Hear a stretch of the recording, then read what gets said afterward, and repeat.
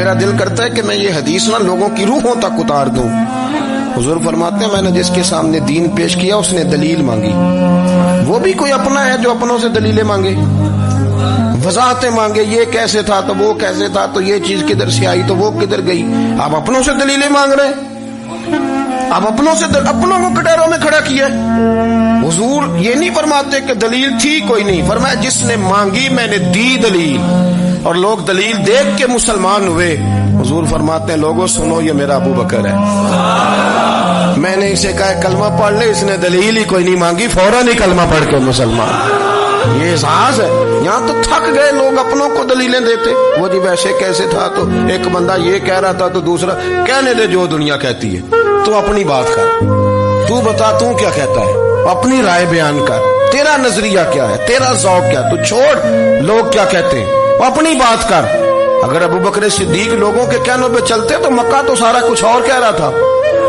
اس وقت تو کچھ تھا ہی نہیں جو کہتا کہ نہیں تو ٹھیک چل رہا ہے, دنیا ساری کچھ اور کہہ رہی تھی.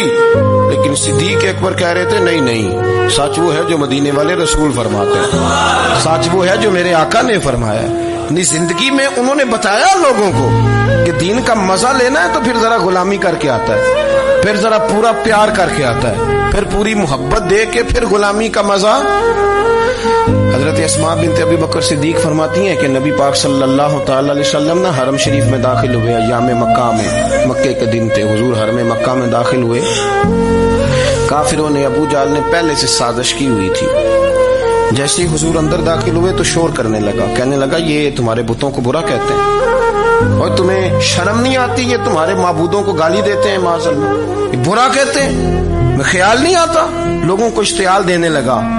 لوگ مختلف جگہوں سے اکٹھے ہو کے حضور کے گرد جمع ہو گئے. آپ نے کہا ہے کہ بت جھوٹے, حضور فرمانے لگے کہا ہے.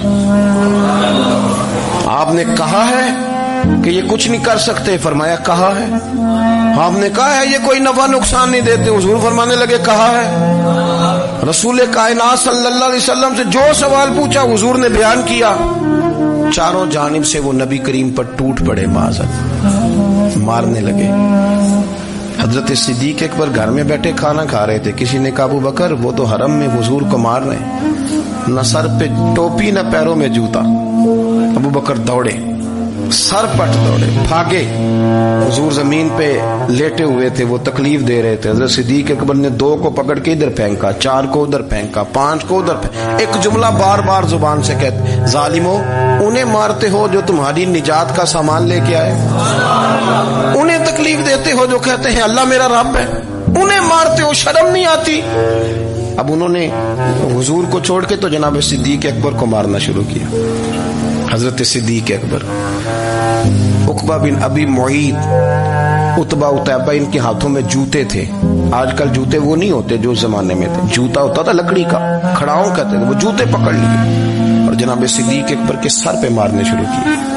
سر پہ جوتے لگ رہے ہیں, لگتے جا رہے ہیں, خون بہتا جا رہا ہے. حضرت صدیق اکبر نے بازو کھولے ہوئے, بے ہوش ہو کے گرے. حضرت اسماء کہتی ہیں میرے والد کو لوگ گھر لائے تو سر بھی سارا لہو سے بھرا ہوا تھا, چہرہ بھی سارا لہو سے بھرا ہوا تھا. عشق تے اگ دوویں ایک برابر, عشق تے اگ دوویں, عشق تے اگ دوویں ایک برابر, پر عشق دا سیک بدھیرا. اگ تے ساڑے ککھ تے کانے, عشق ساڑے تن میرا. اگ دا دارو می تے پانی, کوئی دسے ہاں پلا عشق دا دارو کیڑا. سجنا اتھے کچھ نہیں بچتا جتھے عشق ہوراں دا ڈیرا. حضرت صدیق اکبر کو گھر لائے تو لہو لہان ہے سارا وجود, خون بہ رہا.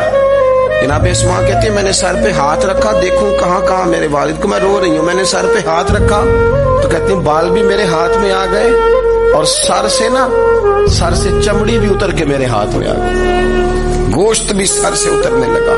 سارا سر ان کا مار مار کے انہوں نے نازک بنا دیا, نرم کر دیا. آپ فرماتی ہیں وہ بے ہوش تھے, ہم ان کے منہ میں دودھ ڈالتے تھے, لیکن وہ جب بھی آنکھ کھولتے تھے تو زبان پر ایک ہی لفظ تھا, ظالمو انہیں مارتے ہو جو تمہیں کہتے ہیں میں اللہ کا رسول بن کے آیا, انہیں مارتے ہو. اس ترتیب سے رسول اللہ کی غلامی کی, اس رنگ میں نبی پاک سے پیار کیا, نبی پاک کے حصے کے زخم اپنے سینے اور دل پر برداشت کیے. اس لیے تو میرے کریم نے فرمایا تھا لوگوں سن لو میرے ساتھ جس نے بھی نیکی کی میں نے بدلہ دے دیا ہے. میں نے ابو بکر کو نہیں دیا. میں ابو بکر کا ہاتھ پکڑ کے اللہ کی بارگاہ میں لے جاؤں گا, میں کہوں گا مالک اس نے بڑی نیکیاں کی ہیں, تو ہی اسے اجر عطا فرما. میں لے کے جاؤں گا, کہوں گا اے اللہ تو دے اسے اجر, اس نے بڑی نیکی کی, اس نے بڑا پیار کیا, اس نے میرے ساتھ بڑی محبت کی, اس نے بڑی غلامی.